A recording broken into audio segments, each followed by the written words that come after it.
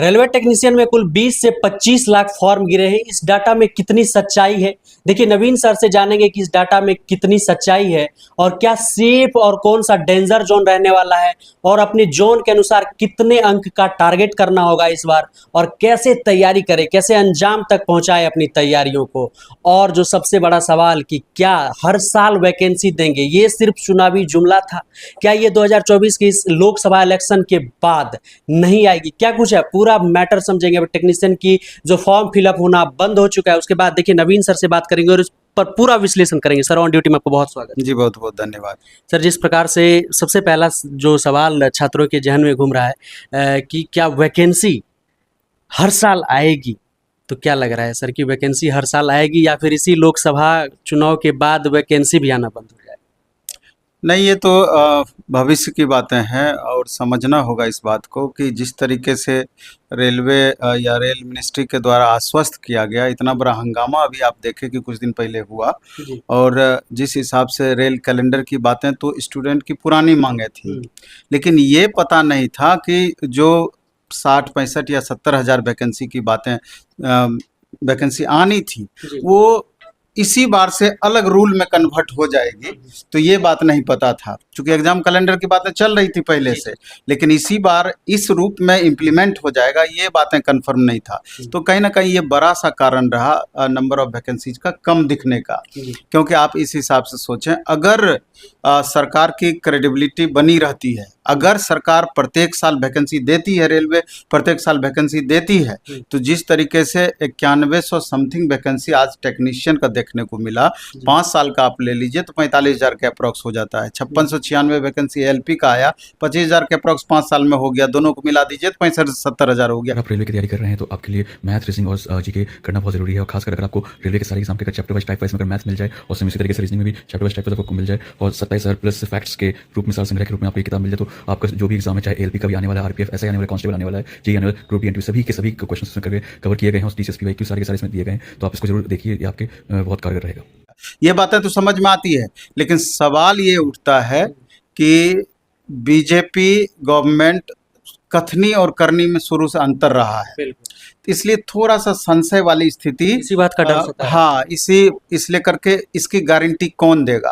कोई नहीं दे सकता इसकी गारंटी, लेकिन जिस हिसाब से कन्विंस किया गया तो कहीं ना कहीं ये चीज लग रहा है कि year by year vacancy continue रहना चाहिए। हाँ, नंबर ऑफ वैकेंसीज में उतार चढ़ाव संभव है, वो उतार चढ़ाव हो सकता है। इस बार स्टूडेंट इतना प्रोटेस्ट किए तब जाकर के इतनी वैकेंसी देखने को मिली है। हो सकता है कि अगली बार इससे भी कम वैकेंसी देखने को मिलेगी, इसलिए करके कुछ भी कहना ये भविष्य के गर्त में जाता है। तो कम से कम सर छात्रों की मांग है कि अगर इस बात की श्योरिटी मिलनी चाहिए तो एक जो अगला वैकेंसी आना है उसका कैलेंडर भी जारी है। नहीं, वैकेंसी तो इस साल का पूरा कैलेंडर एक तरीके से जारी है।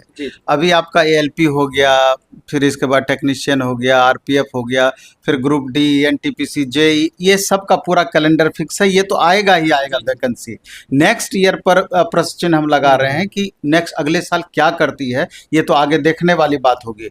1, 2, 3 साल भी अगर ये कंटिन्यू रहा तो हम लोग समझ पाएंगे कि हो सकता है कि ये वैकेंसी आगे कंटिन्यू रहेगी। लेकिन सवाल ये उठता है कि जिस हिसाब से आप देख रहे हैं, कुछ दिन पहले भी आप न्यूज़पेपर में देखे होंगे कि 150 प्राइवेट ट्रेन 2 से 3 महीने के अंदर में चलेगी, तो ये कहीं ना कहीं डाउट क्रिएट करती है कि आज पहला राउंड में अगर 150 प्राइवेट ट्रेन चलाती है तो आगे चल करके इसका रफ्तार बढ़ भी सकता है। तो एक बात, दूसरा ये गवर्नमेंट के द्वारा या रेल मंत्रालय के द्वारा बताया जाता है कि जो भी प्राइवेट ट्रेन चलेगी उसमें ड्राइवर, गार्ड या जितने भी टेक्निकल स्टाफ्स होंगे वो सब रेलवे के द्वारा दिया जाएगा। तो अब इसमें कितनी सच्चाई है ये आने वाले समय में आपको पता चलेगा।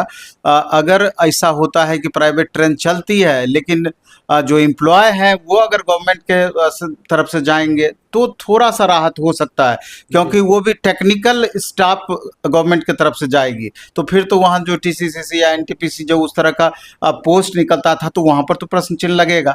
तो इसको कई तरीके से देखा जा सकता है। जैसे रेलवे भारत सरकार का सबसे बड़ा उपक्रम है, 13 लाख प्लस यहाँ पर एम्प्लॉय हैं। कितना भी मैन पावर से, कितना भी टेक्नोलॉजी से लैस कर दे, लेकिन यहाँ मैन पावर की जरूरत हमेशा पड़ेगी। वही है कि एवरेज आप 5 साल में आपका 60,000 70,000 वैकेंसी था, तो हो सकता है 30,000 देखने को मिले। लेकिन सबसे बड़ी बात यह है कि अब समय ऐसा आ गया है कि अब बोर्ड को आपस में कंबाइंड रेलवे को करनी चाहिए। अगर सब बोर्ड मिला के 9,000 या 9100 वैकेंसी रहती और पूरे पोस्ट पे बच्चे फाइट करते, तो उनको लगता कि नहीं, इतने वैकेंसी पर हम फाइट कर रहे हैं। अभी वर्तमान स्थिति ये है कि बोर्ड बाय बोर्ड ये 9100 वैकेंसी, 8,000 करीब सीट है टेक्नीशियन ग्रेड 3 का, और लेवल 5 का सीट बाकी आपका 1100 करीब है। तो इसको अगर आप बोर्ड बाय बोर्ड बांट देते हैं, या जिस तरीके से बटा हुआ है, आप फिर उसमें कैटेगरी बाय कैटेगरी बटा हुआ है, आप देख लीजिए कि वैकेंसी की संख्या कितनी रह जाती है। यही कारण है कि हम लगातार, चूंकि स्टूडेंट पूछते थे कि किस बोर्ड में फॉर्म भरें, किस बोर्ड में फॉर्म भरें, इससे रिलेटेड एक भी वीडियो हम नहीं बनाए, क्योंकि हमको पता था कि अगर कभी भी इस तरह का वीडियो हम बनाएंगे तो उसी बोर्ड पे जाकर लोड बढ़ जाएगा। 50,000 लाख बच्चे उस बोर्ड में भर देंगे और सारा एकदम खेल ही बिगड़ जाएगा। तो इसलिए करके जो भी छात्र जिस भी बोर्ड का चयन किए हैं, समझिए वो उनके लिए द बेस्ट है। इसलिए ये बोर्ड बहुत बेहतर रहेगा या वो बोर्ड बहुत बेहतर रहता, ये सोच करके अपना बहुमूल्य समय बर्बाद ना करें। इसलिए जिस बोर्ड को, चाहे वो आप एलपी में हो या टेक्नीशियन में हो, जिस बोर्ड को आप सेलेक्ट किए हैं वही बेस्ट मान करके उस हिसाब से आपको आगे बढ़ना चाहिए। सर, टोटल फॉर्म फिलअप की बातें जो सामने आ रही है, तो इसका जो एक्चुअल डाटा है वो सर अभी तक ऑफिशियल तो आउट हुई नहीं, लेकिन सर क्या लग रहा है? नहीं, इस जैसे कि एएलपी के वक्त जो डेटा रिलीज हो रहा था जी। और जो रेलवे प्रोसेस अपनाई थी वो 100% फैक्ट था। और इस बार जो प्रोसेस अपनाई है, इससे आप गारंटी के साथ नहीं कह सकते हैं कि अमुक बोर्ड में फॉर्म की संख्या इतनी फॉर्म भरी गई है। इसलिए कि जब तक आधिकारिक तौर पर के सारी डेटा निकल करके नहीं आती है, तो आप एग्जैक्ट नहीं बता सकते हैं कि इतना ही फॉर्म फिलअप हुआ है।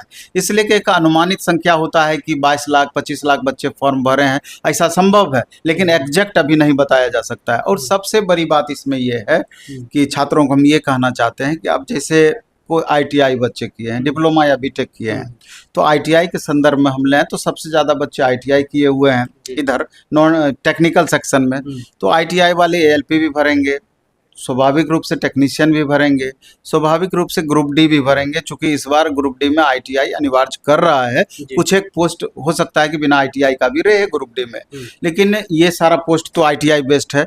तो देखेंगे कि सिलेबस में बहुत ज़्यादा अंतर नहीं है, नंबर ऑफ क्वेश्चंस में वेरिएशन है, लेकिन सिलेबस में बहुत ज़्यादा अंतर नहीं है। इसी में बहुत सारे बच्चे ऐसे भी हैं कि जो कि +2 कर लिए हैं, ग्रेजुएशन कर लिए हैं, अभी उनका एज दायरे में है, तो हो सकता है कि ये छात्र आरपीएफ भी भर दें, आगे चल करके एनटीपीसी भी भर दें।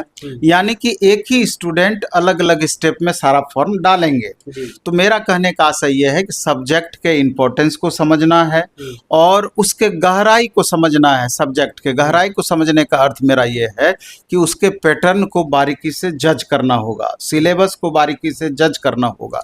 तो मेरा कहना है कि इसको 2 भाग में आप बांट सकते हैं, 2018 अथवा उससे पहले जो एग्जाम हुआ और 2018 के बाद जो एग्जाम हुआ, इसको 2 भाग में बांट सकते हैं। तो हम छात्रों से ये कहना चाहते हैं कि 2018 के बाद यानी 2019 से लेके 2022-23 तक जो भी एग्जाम कंडक्ट हुआ है रेलवे को, उसी को आप आधार मान करके चलें। टीसीएस जो भी आप एग्जाम कंडक्ट की थी, और उसमें क्वेश्चन का लेवल भी एकदम बेहतरीन था लेवल उसमें, और जो लेवल तय किया गया था, जिस लेवल का क्वेश्चन पूछा गया था, अगर उस लेवल से छात्र तैयारी कर लेते हैं, उस लेवल से सब्जेक्ट बाय सब्जेक्ट प्रैक्टिस कर लेते हैं, उस लेवल से रेगुलर बेसिस पे फुल सिलेबस का प्रैक्टिस करते हैं, तो मेरे ख्याल से बहुत परेशानी नहीं होना है। अब इसमें इंपॉर्टेंस क्या देखना है, जैसे मैथ का एक अलग रोल है, रीजनिंग का अलग रोल है, साइंस का अलग रोल है, जीएस सेक्शन अब आप 50 क्वेश्चन आरपीएफ में पूछेगा साइंस आर्ट्स करंट मिला करके, लेकिन बाकी में 10-10 क्वेश्चन इधर है, फिर उधर जाके एनटीपीसी में बढ़ जाएगा, ग्रुप डी का थोड़ा सा अलग हो जाएगा,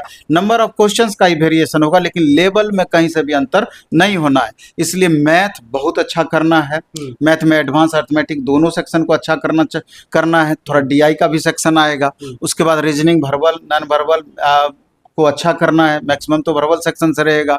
उसके बाद साइंस पर, चूंकि आप देख रहे हैं टेक्नीशियन में 40 क्वेश्चन साइंस पूछा जाएगा, फिर एलपी में भी साइंस का अलग रोल है और बाकी में भी साइंस का अपना रोल है, तो उसको भी अच्छे से तैयारी छात्र को करना चाहिए। जिस समय ये 3 पेपर बहुत अच्छा हो जाएगा, उधर से थोड़ा सा पुश भी होगा तो काम चल जाएगा। टेक्नीशियन की जहाँ तक सवाल है, इसमें अब सिंगल एग्जाम है, पैटर्न में बदलाव हुआ है, अब सिंगल एग्जाम है, तो स्वाभाविक है कि सिंगल एग्जाम में कट ऑफ तो बहुत हाई रहने की संभावनाएं बनेगी।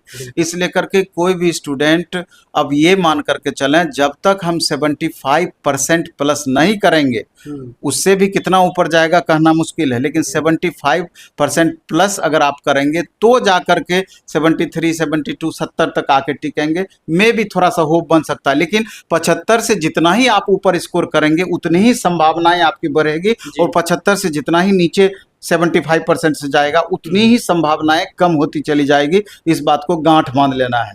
इसलिए करके मेरा कहना है कि 2019 से लेकर 23 तक का अच्छा सा क्वेश्चन बैंक आप सेलेक्ट करें। उसमें क्वेश्चन बैंक भी दो तरह का आता है, एक तो ईयर बाय ईयर मिल जाएगा, दूसरा सब्जेक्ट बाय सब्जेक्ट मिल जाएगा। तो पहले सब्जेक्ट बाय सब्जेक्ट को पूरे अच्छे से बना लें, पूरे कंसेप्ट को गैन कर जाएं, चाहे वो मैथ का, रीजनिंग का, साइंस का, कोई भी पेपर का हो। उसके बाद फिर ईयर बाय ईयर बनाएं, उसके बाद फिर प्रैक्टिस करें, स्टेप बाय स्टेप उसको बेहतर। जब तक आप नहीं करेंगे परेशानी बना हुआ रहेगा, और एक बार तैयारी का लेवल आपका बढ़ गया तो समझिए सारे एग्जाम में आपका परफॉर्मेंस बेहतर रहेगा।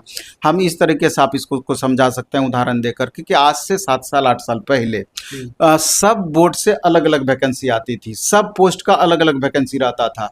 तो वैसी परिस्थिति में एक बोर्ड से एक पोस्ट के लिए 50, 60, 100, 125 ही वैकेंसी होती थी, और पूरा ऑल ओवर इंडिया के बच्चे उसका फॉर्म भरते थे, और प्रत्येक सप्ताह कोई न कोई एग्जाम होते रहती थी। तो उस समय भी हम देखते थे, चूंकि हम 22 साल से रेलवे की तैयारी करा रहे हैं, तो हम उस समय भी देखते थे कि जिस स्टूडेंट का लेवल वहां तक पहुंच गया, जो 2 साल 4 साल 5 साल से तैयारी कर रहे हैं, और कोई हो सकता है कि 1 साल में भी उतना गैन कर जाए, तो जिनका तैयारी का लेवल वहां तक पहुंच गया, जिस बोर्ड में वो बच्चे बैठते थे वही रिजल्ट उसका होता था, और संभावनाएं भी बनी रहती थी। तो वैसी परिस्थिति में एक ही बच्चे का कई जगह रिजल्ट होता था, एक जगह ज्वाइन करते थे, बाकी जगह छोड़ते थे। ये उस समय का सीन है। तो वर्तमान सीन में थोड़ा सा अंतर है कि आपका एक साथ होता है, लेकिन नंबर ऑफ वैकेंसी वहीं तक पहुंच गया, ऑल ओवर इंडिया के बच्चे फॉर्म भर ही रहे हैं। तो वैसी परिस्थिति में फ्रस्ट्रेट नहीं होना है, बल्कि आप अच्छे से पढ़ाई करिए, और यही पढ़ाई आपका अदर्स एग्जाम में भी काम चलेगा। अभी बिहार के संदर्भ में आप देखेंगे तो बिहार एसएससी +2 लेवल का 12,000 लगभग वैकेंसी के लिए 25 लाख बच्चे फॉर्म भरे हैं। फिर Bihar SSC graduate level vacancy आने वाली है, सिपाही है, दरोगा है, इसी तरह के उत्तर प्रदेश ले लीजिए, राजस्थान, मध्य प्रदेश, छत्तीसगढ़, झारखंड, अलग अलग स्टेट से भी स्टेट लेवल की वैकेंसियां आते रहती है। तो मैथ किसी के लिए अलग नहीं पढ़ना है, रीजनिंग किसी के लिए अलग नहीं पढ़ना है, साइंस किसी के लिए अलग नहीं पढ़ना है, जीएस किसी के लिए अलग नहीं पढ़ना है। आप रेलवे के ही माध्यम से तैयारी अपना बेहतर कर लीजिए ना, आपकी अपॉर्चुनिटी हर जगह बनी रहेगी। तो मेरे ख्याल से इसी प्रोसेस से बच्चों को चलना चाहिए। और लास्ट में हम ये कहना चाहते हैं कि अगर जैसे कोई बच्चे पटना रहते हैं, तो अभी जैसे हमारा ही आप देख लीजिए 3-4 अलग अलग सेंटर है हमारा, हम डेली टेस्ट कर दिए हैं रेलवे का, क्योंकि हमको मालूम है कि मैक्सिमम ऐसे अभ्यर्थी पूछ रहे कि गंगा घाट वाली वो टेस्ट आपकी कब स्टार्ट होगी? तो जल्द ही उसका भी हम अनाउंस करेंगे, स्टार्ट होगी वीक में एक दिन। अभी जो डेली टेस्ट हम किए हैं 3 दिन सप्ताह में, मंडे, ट्यूसडे, वेडनेसडे एएलपी का टेस्ट, फिर उसके बाद थर्सडे फ्राइडे को आरपीएफ का टेक्नीशियन का टेस्ट, और सैटरडे को आरपीएफ का टेस्ट। हम 6 टेस्ट एक सप्ताह में बांट दिए हैं, रेगुलर बच्चों को प्रैक्टिस करने का मौका मिले। उसके बाद सब्जेक्ट वाइज टेस्ट अलग होता है, मैथ का टेस्ट अलग, रीजनिंग का अलग, साइंस का अलग। जिनको ज़्यादा प्रॉब्लम है तो सब्जेक्ट वाइज भी रेगुलर प्रैक्टिस सेट बनाते हैं। और प्लेटफॉर्म ऑनलाइन टेस्ट एक अपना ऐप है, उस पर भी ये सारा टेस्ट हम दिए हुए हैं कि बाहर के भी ऑल ओवर इंडिया के बच्चे मिनिमम कॉस्ट में रेगुलर प्रैक्टिस करना चाहें तो उनको ये मिल जाएगा। और ऑल ओवर इंडिया का सबसे सस्ता बैच ये हम फ्राइडे से लॉन्च कर रहे हैं, मात्र 249 रुपये में एएलपी का CBT 1 का पूरा तैयारी, मात्र 249 में। 299 में आपका टेक्नीशियन का मैथ, रीजनिंग, साइंस और जीएस पूरा तैयारी, और मात्र 299 रुपये में आरपीएफ का पूरा सिलेबस का, और सब मिला के तैयारी करना चाहते हैं तो मात्र 399। अब बताइए कि इससे सस्ता क्या संभव है। बैच आपका 4 महीना चलेगा, और इसमें कम से कम 7 से 8 टीचर की भागीदारी होगी। तो समझ सकते हैं, तो हमसे जितना बन पड़ता है कोशिश करते हैं कि इसको मेंटेन करने का, लेकिन कोई ज़रूरी नहीं है। हम हमेशा इस बात को रखते हैं, बोलते हैं कि सेल्फ स्टडी से बड़ा कोई स्टडी नहीं है। आप किसी भी कोचिंग से ज्वाइन कर लें, कहीं भी इंस्टीट्यूशन ज्वाइन कर लें, अगर आप साथ में मेहनत नहीं करेंगे तो सारा सिफर हो जाएगा, जीरो हो जाएगा। इसलिए खूब अच्छे से मेहनत कीजिए। कोचिंग एक गाइड है, गाइड अच्छा मिल गया तो सफलता आपके लिए आसान हो जाती है। और यही चीज़ आप खुद भी कर सकते हैं। यूट्यूब में इतना कंटेंट भरा हुआ है, तो जो भी आपको अच्छा लगे, लेकिन पढ़िए। और आप साधारण पढ़ाई से काम नहीं चलना है, बहुत एक्स्ट्रा ऑर्डिनरी मेहनत करना होगा, तभी आप रिजल्ट पा सकेंगे, नहीं तो कन्फ्यूजन आपका एनी हाउ बना हुआ रहेगा। बहुत धन्यवाद। धन्यवाद। तो देखिए अभी हमारे साथ द प्लेटफॉर्म के डायरेक्टर नवीन सर थे। सर ने बताया कि क्या कुछ ये पूरा मैटर है वैकेंसी को लेकर आने वाली है कि नहीं, और इसके पीछे का क्या सीन है सर ने पूरा समझा, और तैयारी कैसे करनी है सर ने तो इस पर पूरा बृहत रूप से चर्चा किया।